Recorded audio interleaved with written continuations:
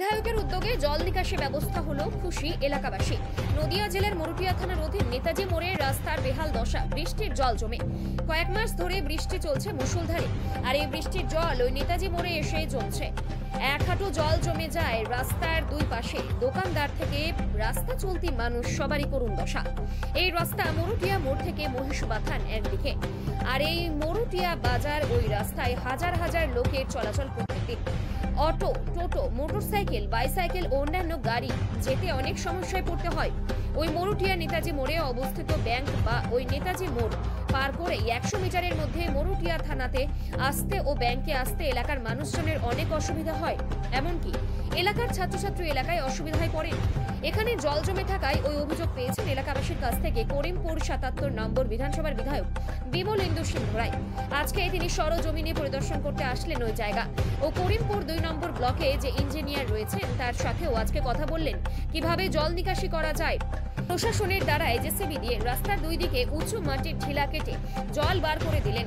কিছুদিন পর এই রাস্তায় কাজ শুরু হবে। এলাকাবাসী, মরুটিয়াবাসী এতে বেশি উপকৃত হবেন এলাকাবাসী। নদিয়ার করিমপুর থেকে অর্ধেন্দু মালাকারের রিপোর্ট, বিগ নিউজ। এখানে সবাই ছিল, সকলেরই উদ্যোগে একটা সমাধান করবার আমরা অ্যামিকেবল একটা সেটেলমেন্ট করে একটা সিদ্ধান্ত নিলাম। সেই সিদ্ধান্ত অনুসারে কাজ হবে, তাতে এলাকার সকলেরই উপকার হবে, সবাই সুন্দরভাবে যাতায়াত করতে পারবে। কতদিন লাগতে পারে বলে অনুমানিত? কতদিন লাগতে পারে সেটা আমি ওদের সঙ্গে কথাবার্তা বলিনি। আমার মনে হয় ওরা তো 2-3 মাসের মধ্যে হয়তো কাজে লেগে যাবে, তারপর শেষ হয়ে যাবে।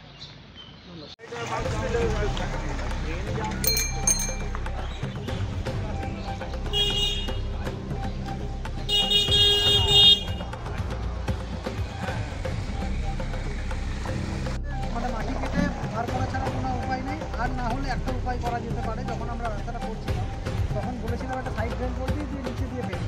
তখন এই যে ছিলেন তিনি আমাদের বলেছিলেন ড্রেনটা উপরে গিয়ে যে ভাগীরথী মানে ভৈরবের যে ইয়ে আছে সেখানে ফেলবে।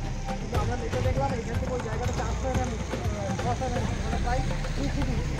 এই 2 ফুট যদি জল পুরোদিনই যে মানে জলটা